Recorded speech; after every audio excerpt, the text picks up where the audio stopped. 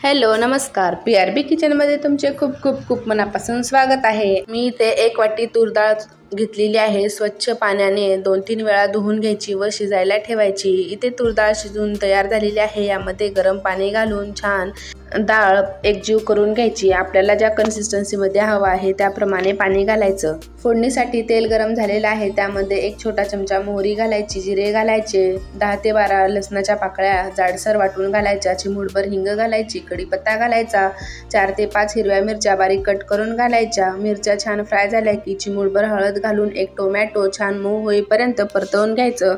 Tomato लवकर मऊ व्हावा म्हणून त्यामध्ये चिमूटभर मीठ घालायचं. टोमॅटो मऊ झाला की त्यामध्ये भरपूर अशी कोथिंबीर घालायची व आपण शिजवून घेतलेली डाळ त्यामध्ये घालायची व 7 ते 8 मिनिट छान उकळवून घ्यायचं. शेवटी चवीनुसार मीठ घालायचं. भरपूर अशी कोथिंबीर घालून उकळवून घ्यायचं. इथे आपलं फोडणीचं वरण बनवून तयार झालेलं आहे. चला तुम्ही पटकन सबस्क्राईब करा.